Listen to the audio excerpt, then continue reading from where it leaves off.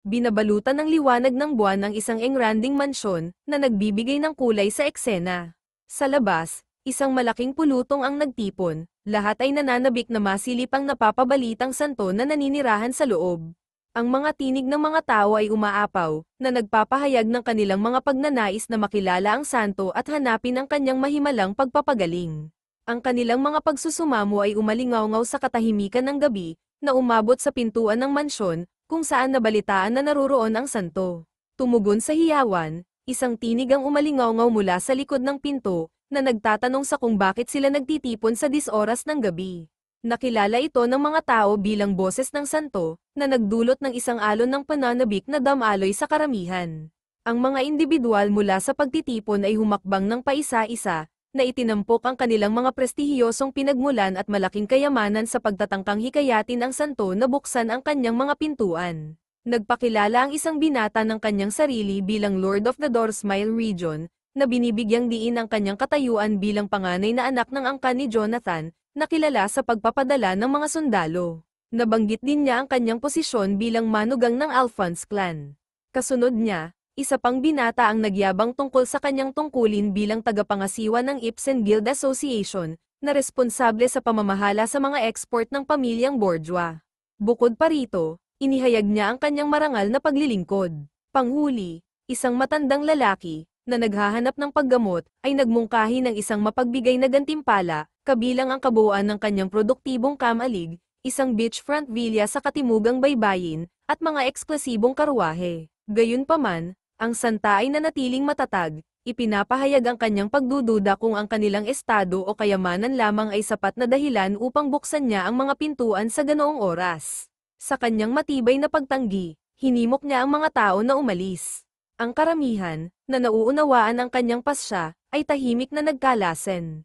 Subalit, sa unti-unting pagnipis ng mga tao, may isang figurang nanatiling nakatayo, humihiwalay sa iba. Ito ay si Vicar, na nakasuot ng maskarang hugis uwak, isang misteryosong presensya sa ilalim ng liwanag ng buwan. Habang nasa malalim na pag-iisip, naalala ni Vicar na bago siya nagbalik sa nakaraan, madalas niyang nakikita ang santa sa mga unahan ng labanan. Nakita niya itong balot ng dugo habang desperadong inaalagaan ang mga nasugatan. Ang kanyang dating mapuputing kasuotan ay natataka ng pula, ngunit patuloy pa rin ang ningning ng kanyang banal na kapangyarihan. Ang santa na kilala niya ay labis na nasusuklam sa tukso ng salapi at kapangyarihan. Sa sandaling iyon, narinig niya ang tinig ng santa na nagtatanong tungkol sa kanyang pagkakakilanlan at layunin. Lumuhad si Vicar sa labas ng pintuan at sinabing isa lamang siyang ligaw na batang tupa. Nagkaroon ng katahimikan matapos ang kanyang sagot, ngunit nanatili siyang nakaluhod sa labas ng pintuan. Makalipas ang ilang sandali, bumukas ang pintuan, at isang makinang na gintong liwanag ang bumalot sa paligid. Sa ilalim ng liwanag na ito, narinig ni Vicar ang paanyaya ng santa na pumasok siya. Pagpasok niya, natagpuan niya ang bulwagan na nagliliwanag, may isang panloob na bukal sa gitna na may estatwa ng anghel. Mula sa bukal nagmula ang tinig ng santa, na muling nagtanong kung paano siya naligaw. Habang nag-aalinlangan kung makikipagkita nga ba sa kanya ng personal ang santa, naisip ni Vicar na walang dahilan para gawin iyon ng isang taong tulad niya na kainahinala ang anyo. Inilagay niya ang isang pouch na yari sa balat sa gilid ng bukal at ipinaliwanag ang kanyang pakay. Dumating siya upang iulat ang salot na kumakalat sa slums at nagdala siya ng tubig mula sa kanilang balon na kontaminado ng masamang enerhiya. Naniniwala siyang kung taglay ng santa ang kabanalan, mararamdaman niya ang masasamang elementong ito. Sandaling nanatiling tahimik ang estatwa, ngunit sa kalaunan, bigla ang tinawag siyang sinungaling ng santa.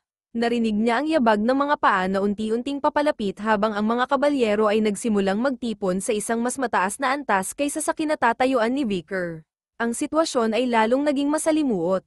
Pinansin ng lider ng mga kabalyero na tila masyadong agresibo ang pananalita ni Vicar para sa isang ligaw na batang tupa, at sa malamig na tono, tinanong nito ang kanyang pagkakakilanlan. Nanatiling tahimik si Vicar, ngunit sa kanyang isipan, kinilala niya ang lider bilang si Pietro Quo-Vadis, isang dating kasama mula sa kanyang nakaraang buhay. Kilala si Pietro sa kanyang di matitinag na paninindigan sa katarungan, kahit na mas maging masahol pa siya sa mga demonyo. Ang mga teknik ng interogasyon na ginamit ni Vicar sa 7 Young Masters sa Underdog City ay itinuro sa kanya ni Pietro. Sa wakas, nagsalita si Vicar, Ipinapahayag ang kanyang pagkagulat sa pagkapresensya ni Pietro roon. Ngunit tila nalilito si Pietro sa kanyang sinabi. Inamin niyang narinig niya ang ulat ni Vicar ukol sa epidemya, ngunit pinagdududahan niya ang kakaibang anyo nito. Pinilit niyang alisin ni Vicar ang maskara nito upang magpakita ng paggalang bago humarap sa Saintes.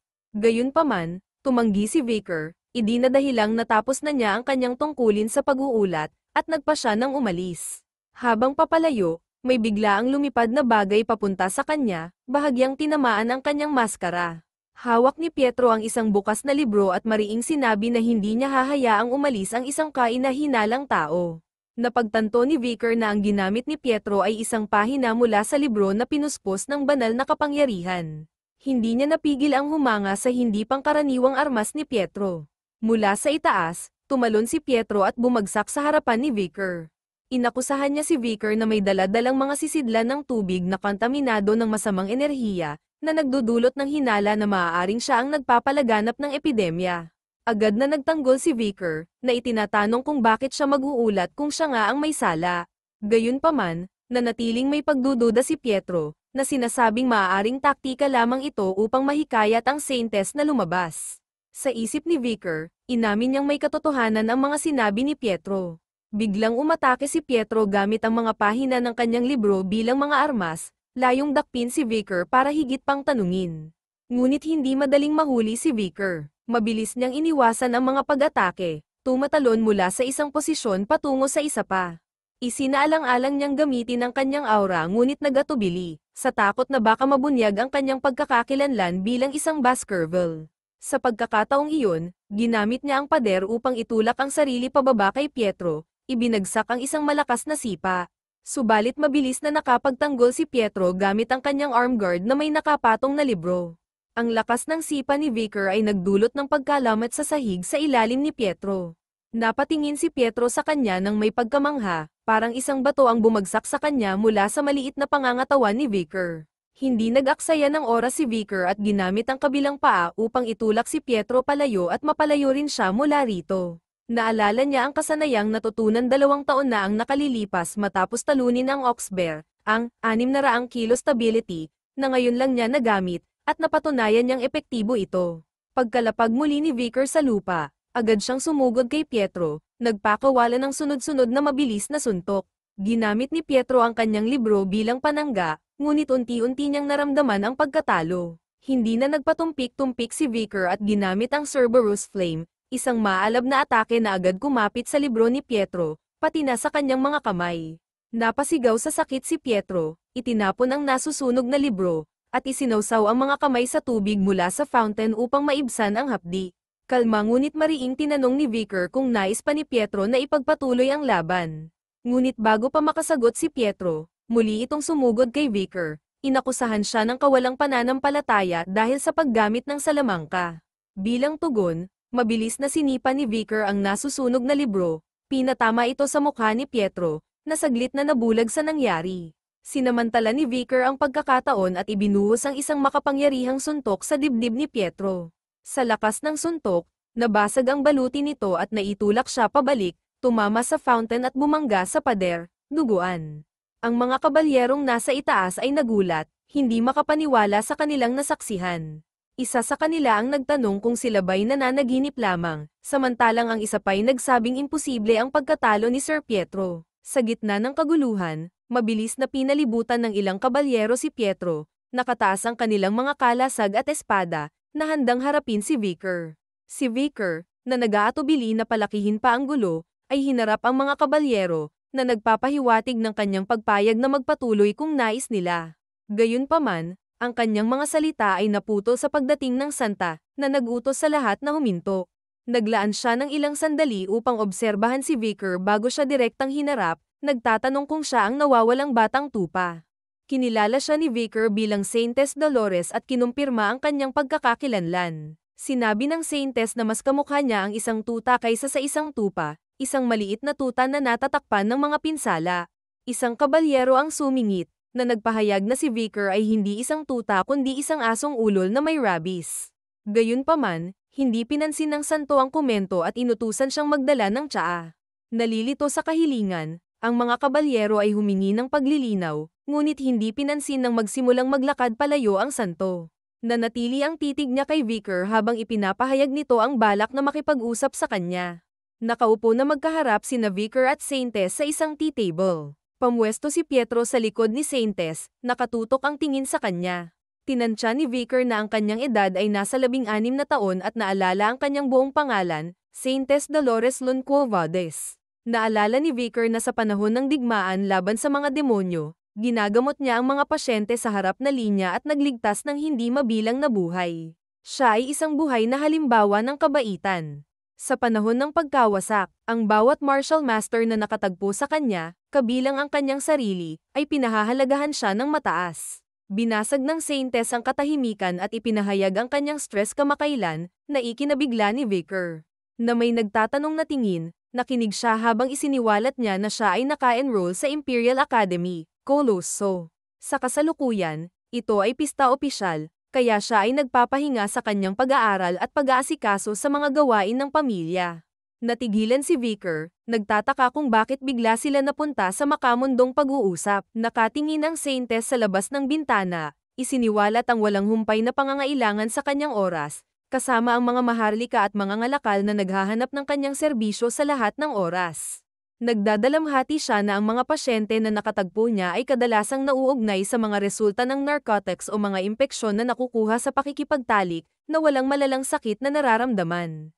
Humigop ng kanyang tsaa, nag-isip siya tungkol sa kabalintunaan kung paano madalas na hindi nakikita ng mga tao ang mas malawak na mga prinsipyo ng katarungan, katwiran, kabutihan, at pagkakapantay-pantay, sa halip ay nakatuon sa mga agarang pangangailangan. Bilang tugon, sinabi ni Vicar, ang teolohiya ay mahalagang proseso ng pag-unawa sa mga tao, kaya hindi ito maiiwasan. Tumingin si Saintes sa kanya at sinabi ang pinagmulan ng talata, The Old Testament, Osmoser, chapter 6, verse 9, na nagpahayag ng pagtataka na mayroong isang taong nakakaalam ng mga sinaunang talata na umiiral. Nanatiling tahimik si Vicar saglit at pagkatapos ay ginawa ang pag-uusap sa isang mahalagang bagay. Inihayag niya ang pagkakaroon ng isang epidemya na naganap sa mga slum ng Saint Mecca. Tinanong ni Saintes kung tumpak ang impormasyon, at ipinakita ni Vicar ang isang pouch na naglalaman ng infected na tubig na personal niyang kinolekta mula sa isang balon sa mga slums. Mataman siyang tinitigan ni Saintes at inusisa kung talagang hindi siya sangkot sa insidente. Si Vicar, nang may kumpiyansa, ay nagtanong kung pupunta ba siya sa kanilang mansyon kung siya ang nagpakalat nito. Gayunpaman, inamin niya na maaaring hindi maiiwasan ang pagdududa, kaya nagsimula siyang mag-isip ng susunod niyang gagawin. Habang sinimulang itaas ni Vicar ang kanyang kamay, si Pietro, na alerto sa kanyang paggalaw, ay mabilis na pumwesto sa harap ng Saintes, na agad na inutusan siyang magtago. Gayunpaman, ang sitwasyon ay nagkaroon ng hindi inaasahang pagliko. Iniabot ni Vicar ang kanyang kamay, na nababalot ng nagniningning na gintong glow. Pagkatapos ay ipinahayag niya na hindi niya gusto ang pananakit ng mga inosenteng tao. Lalo na't ang lugar na ito ay kanyang bayan. Si Saintes at Pietro ay halatang namangha dito, at nakilala ni Saintes na si Vicar ay gumagamit ng banal na kapangyarihan. Hindi napigilan ni Saintes ang kanyang pagkamangha at tinanong kung siya ay isang mananampalataya ni Lun. Si Vicar, na nananatiling kalmado, ay nagtanong kung handa na ba silang makinig sa kanya. Ikinwento niya ang pagsaksi sa mga kainahinalang individual na nagbubuhos ng likido mula sa isang bote ng salamin sa tubig ng mga slums. Na walang alinlangan na kinilala sila bilang mga salarin sa likod ng epidemya. Si Saintes, na halatang nabigla sa kanyang mga paghahayag, ay nagtanong tungkol sa mga motibo ng mga salarin. Ipinalagay ni Vicar na malamang na hinahangad ng mga kriminal na bumagsak ang pamilya Quo Vadis at ang mga pakinabang na kaakibat nito. Pagkuha ng isang mapa, inilatag niya ito sa mesa, itinuro ang dalawang lokasyon habang ipinapaliwanag niya ang kanyang pangangatwiran. Ibinukod niya ang nakamamatay at nakal-alasong Leviathan clan at ang conglomerate bourgeois na pamilya bilang mga pangunahing benepisyaryo ng epidemya. Ipinaliwanag ni Vicar kung paano gagamitin ng Leviathan clan ang epidemya bilang isang pagkakataon upang mangolekta ng mga sample mula sa maraming mga pasyente para sa mga layunin ng pananaliksik. Higit pa rito, kapag bumagsak ang pamilya ng Divine Quo Vadis, gagana ito sa pabor sa pamilyang Leviathan, na galit sa kanila. Tungkol sa pamilyang bourgeois, Ipinaliwanag niya na ang mga mahahalagang bagay ay hindi nawawala sa panahon ng isang epidemya. Sa pagkamatay ng mga manggagawa, ang mga may-ari ng lupa ay haharap sa pagkabangkarote.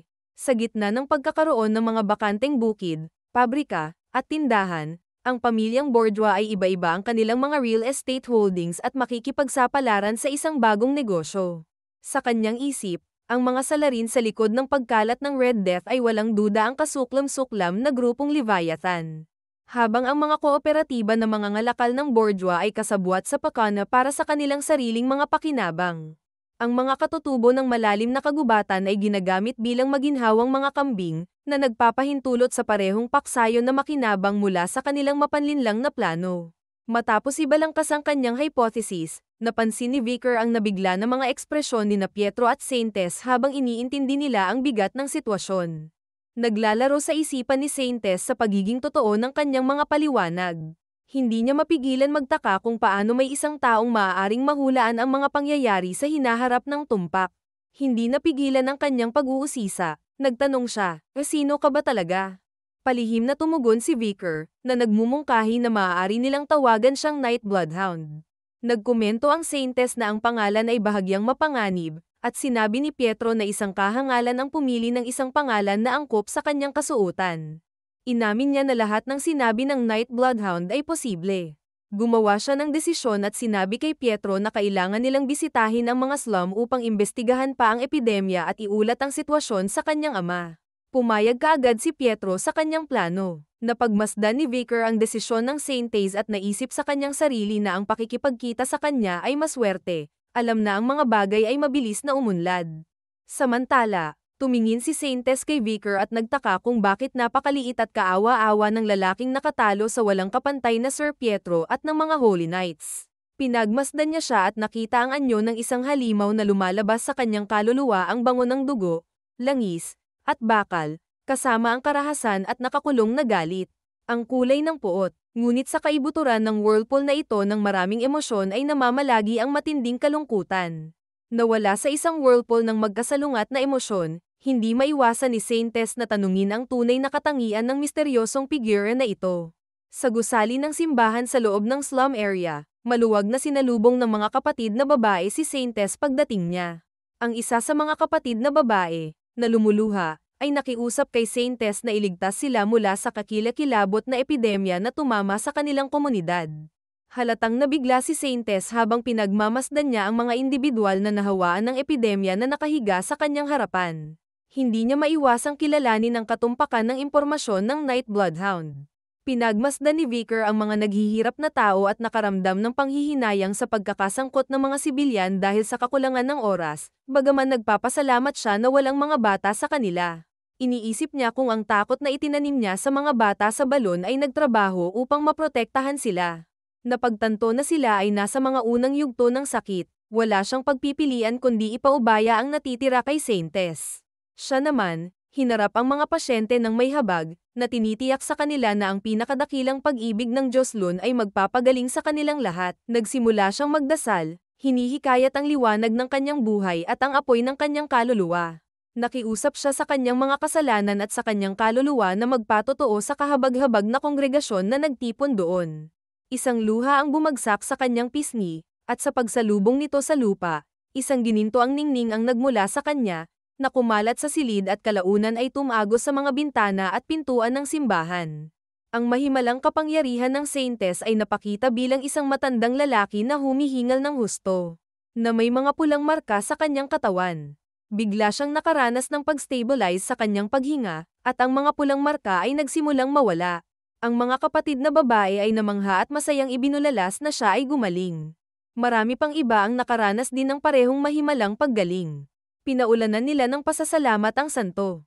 Samantala, pinagmamasdan ni Vicker ang Saintes na may masidhing tingin at nakilala ang hindi kapani-paniwalang kapangyarihan na taglay niya.